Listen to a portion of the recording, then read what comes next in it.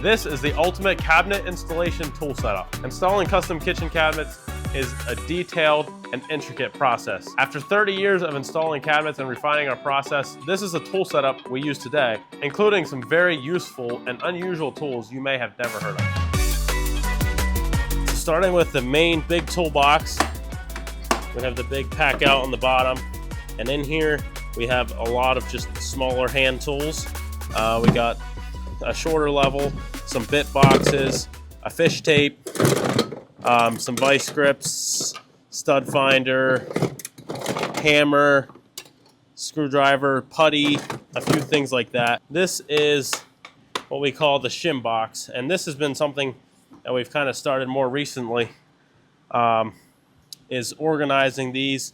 We put 3/4 inch blocks, 1/4 inch blocks, and 1/2 inch blocks, and then we have a box of shims. It's a little bit empty right now, but we take this to the job and we can move it around, and you just know exactly what you want. You just grab it from exactly where you want it, and you have all your different sizes of shims. Next is our bigger screw box, and in here we have a whole bunch of individual boxes with all of our various types of screws. So we have longer drywall, shorter drywall, 2-inch, 1.5 inch, and then these are pocket hole screws, Tapcon screws, shelf pegs, and then some random plastic components, and then some really long screws. And we use these sometimes to fasten islands down and things like that, or if we have to really reach far back for a stud for some reason. And then we have a second smaller tray, and in here it's the same deal. These are just smaller screws that we use for other applications. These are all Phillips head screws, door stoppers, some bolts for handles, and various other things. And then we have 4 smaller individual boxes. So starting with these two, and we do actually have these labeled. So they're drills and jigsaw, just kind of so you know what's in this. So in these, we do have these trays full. So this is full of all sorts of drill bits, Phillips, different drill bit sizes, pocket hole, all those sorts of different bits. In the drill tray, we have regular drill, an impact, and in here we also have a multi-tool. We typically have a smaller 12 volt, but that is not in here right now. And then in this tray we have a lot of our blades. So we have jigsaw blades, multi-tool blades, and then in this side we have anything with a handle. So we have a putty knife, a couple of screwdrivers for adjusting doors, a regular knife, Allen wrenches.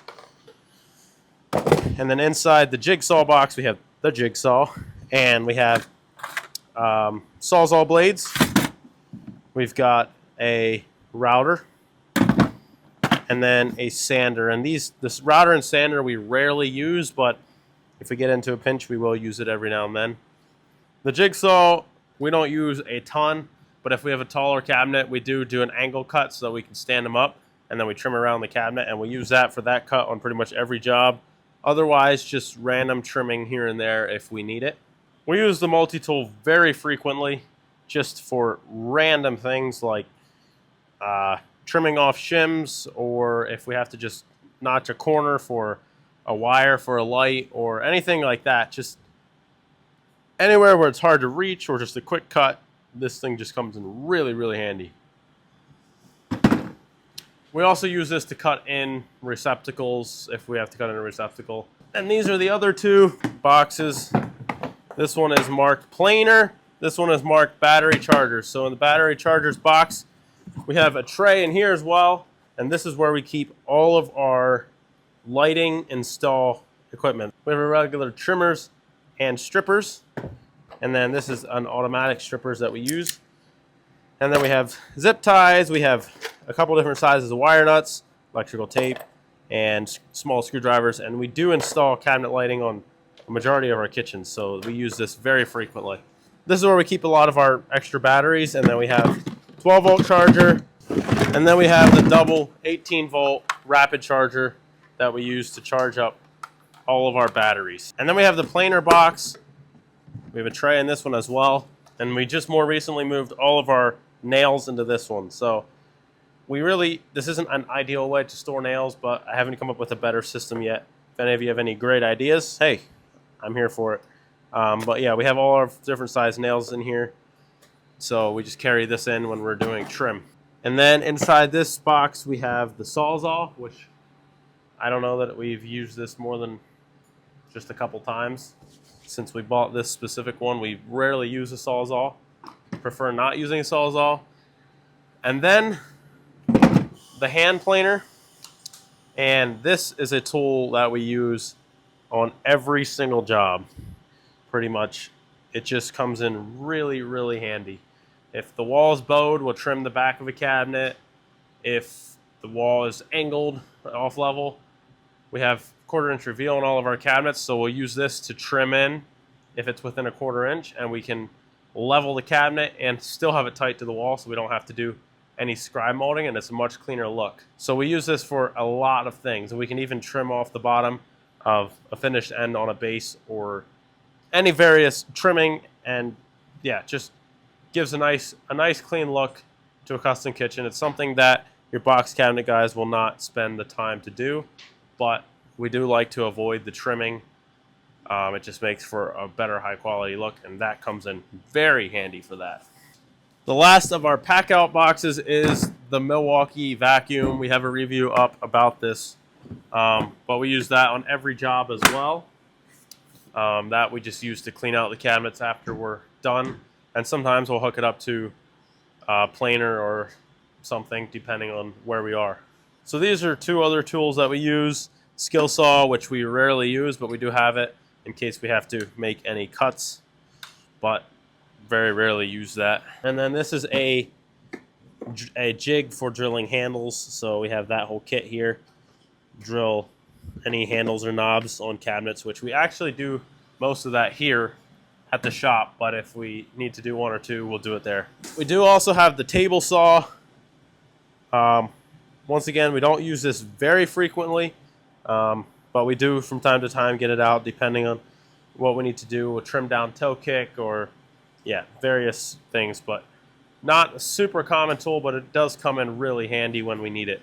This is by far my favorite of the ladders, and this is just a platform ladder. So it's, I don't know, maybe about 4 feet long, 40 inches maybe, and yeah, so we use this for most of our work, and most times this reaches plenty high that we can do crown molding and everything. So this is by far the most frequently used ladder. But then we do have the taller ladder, and this is a 3-step ladder with the bigger platform. And so this we do use if we need to get up a little higher to do crown molding. And you can actually stand on this, so you can go really high if you need to, although not recommended. This is a cabinet jack. It's adjustable, so you can quick adjust it to the height you want. And then when you're a little bit closer to where you want it, you can use this to just hand tighten it and just adjust it by 1/16 inch or whatever to get it to the proper height. And then we have a broom, which is just a broom, but we use this to sweep up the floor every time after an install. And then standard level. And then the 10-inch chop saw, miter saw. We really like this saw. This is a new saw for us. We had the smaller 6 1/4 or 7-inch until more recently. We got the next bigger size, and we do like this one. We can just cut some of the bigger stuff, and it has really been a good saw. And then we have it on the Milwaukee stand as well. Really like that stand. We had kind of a custom DIY thing that we used to use, but this is a lot quicker. The arms extend out far enough that you can do long pieces of crown molding. No issue there. We really like this miter saw. This is another tool that we've used, tool combination really, and this has saved us a ton of time.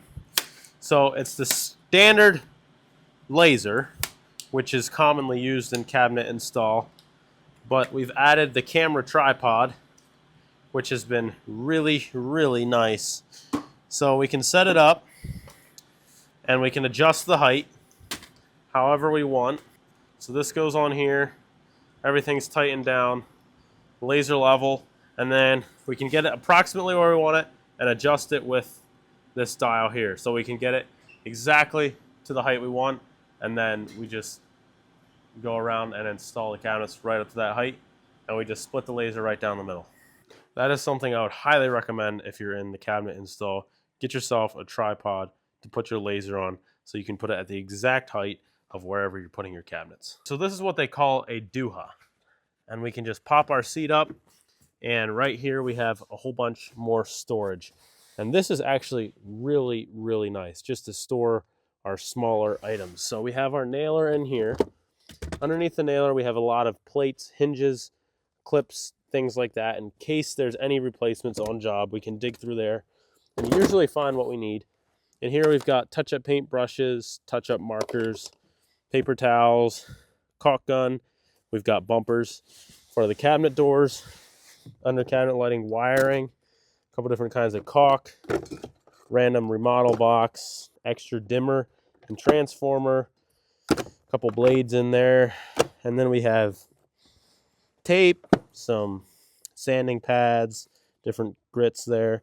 We have glue, wood putty, trim paint putty, and then we have a special kind of glue that we use for trimming. So we keep all those things in there, just keeps it really organized. And then we do actually have a tray in here strictly for hole saws. And then a vacuum thing that goes in there as well. And here we have a whole set of wood touch-up markers, stain touch-up markers. So we do actually get all of this to fit pretty conveniently into the truck bed. So I'm just gonna load it in so you can kind of get an idea of how we load the truck. So we start by just loading the saw and the ladders. And these handles get clipped right onto the side, which is something new, but something that has been really, really nice. You can just clip them in here, and then you always know exactly where the stuff is. Saw stand. Since we don't use this very often, we put the jack just in the front of the truck, kind of behind everything. The saw is also a tool we don't frequently use. Any tool we don't frequently use, we just put in the front of the truck so that it's kind of out of the way.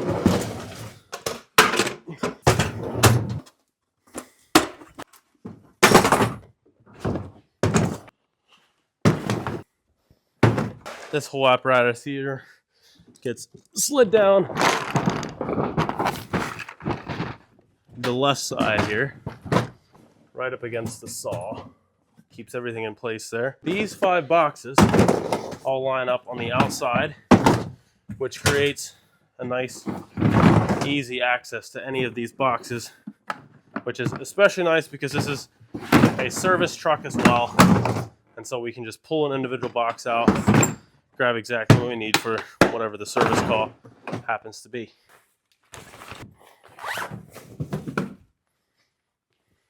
So that's the total setup we use to install our kitchens. And we found it to be the best way to install a kitchen.